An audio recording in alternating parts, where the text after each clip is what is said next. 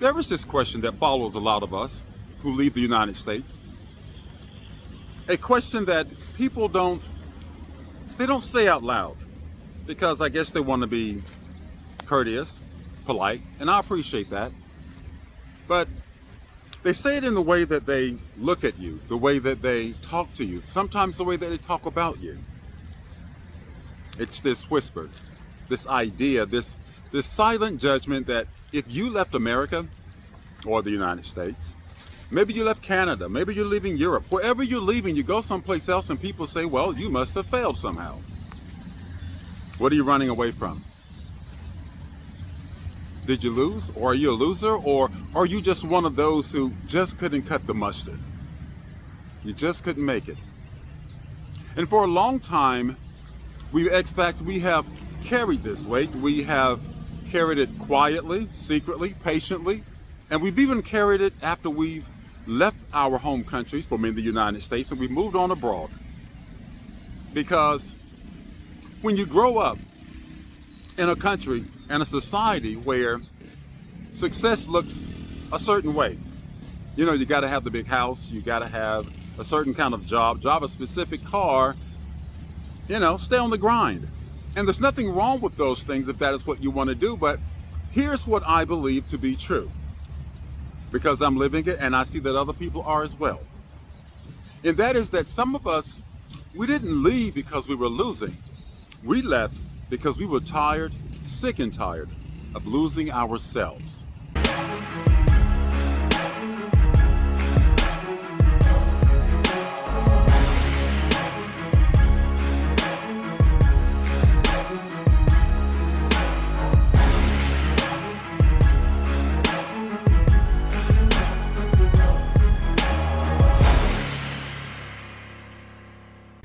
So thank you everyone for joining me in this series on what I'm going to attempt to make a series.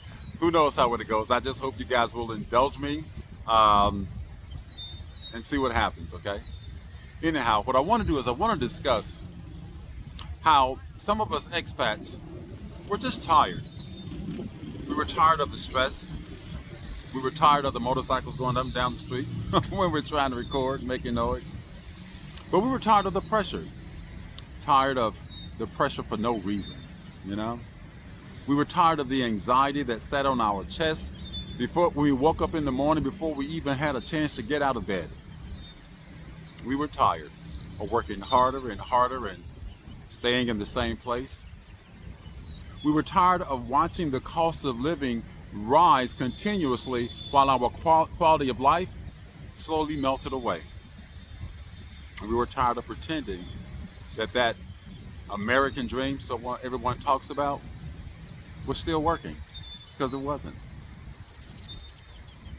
And that it hadn't become a nightmare. You know, there's a moment, and every expat has their own version of it. It's the moment when they wake up and they realize and say to themselves, I can't keep living like this. Not because you're weak.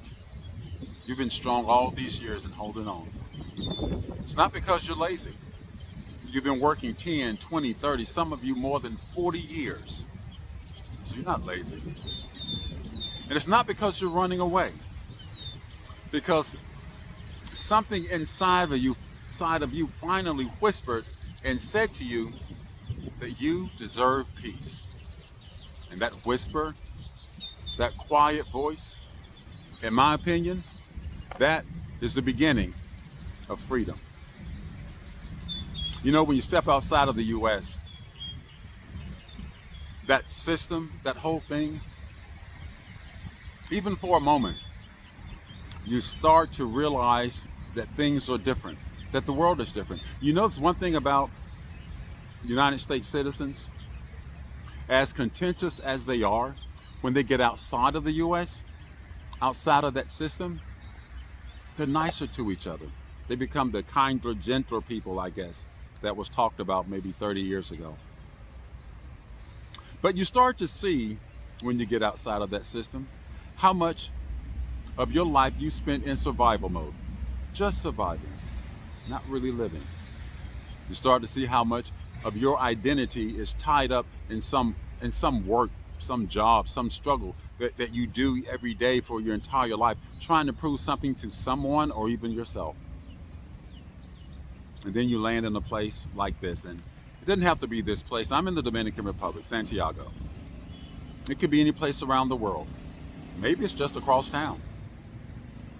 But for the first time, you find that you're able to breathe. And I don't mean one of those short and shallow breaths. I don't mean the stressed breath.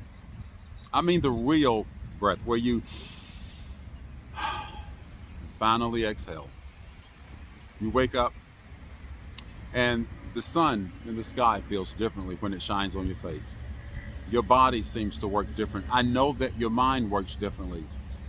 And you start to remember who you were before that grinding system swallowed you whole. And suddenly, the question changes. It's no longer, did I fail in America? The question becomes, why did I stay so long in a place that was failing me? Because let's be honest, America, the United States, that whole thing, it's not the thing that we grew up believing in. It's not the thing that we were sold. It's not what we told it was. We're told it was. Companies like Amazon, the one that so many people praised for so long, they're not laying off people by the hundreds or the thousands, not even the tens of thousands. They're laying off people by the hundreds of thousands. Yeah. And then there's those tech jobs. Remember those back in the what was it called? The pandemic. They said everybody should learn to code, right? Well, even those jobs are disappearing now. People with college degrees, educated, talented people, finding it hard to make ends meet. Retirees, they don't know whether they have enough money to buy their prescription drugs or food to eat. They don't know how they're going to survive. And then there's young people. The young people, the Gen Xers, or Gen Zs, I'm sorry. Gen Xers aren't old anymore, sorry. But the Gen Zs, they're living in cars and in vans and in storage units. Think about all of that is happening now. And then here's the thing. If you leave, they ask you if you've failed. Really? Are you kidding me? But what if? Just think about this. What if the opposite is actually true? What if the people who left were the first ones brave enough to admit that the system's actually broken? What if making it doesn't mean that you have to stay in a place that drains you, but that you can leave and live in a place where you can live stress-free, where you are finally able to live free?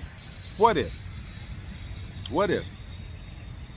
Success doesn't mean, or what if success is the man or the woman who says to themselves, I choose peace, I choose dignity, and I choose a life that makes sense to me? What if all that's true? And then what if this? What if that grass that they've always warned us about really is greener on the other side? Not because some country that you go to is perfect. This one certainly isn't. And I would never say that it is, because I don't believe that there's a paradise anywhere on this planet. Not now anyway. But you found some place where you finally have a room to grow. And so in this series, I'm going to call it, we'll see how it works out. Again, just bear with me. We'll see what happens. But in this series that I'm running, it's not about running away. It's about waking up. Waking up to the truth, the emotional truth, the spiritual truth, and let's face it, the financial and economic truth, even though some people won't admit it. It is about people, or why so many people are finding it necessary to leave those first world countries and opt for a developing country, someplace else on the planet. So Before anyone judges you or me, before anyone labels us, before anyone calls us a runaway loser, let's talk about what's really happening. Let's talk about the courage it takes to finally leave, the wisdom and the strength that it takes to start all over again. Let's talk about the peace that we find when we find a place where we can start living and stop just surviving. Because maybe, just maybe, you didn't lose. No. Maybe you finally found the courage and the strength to win.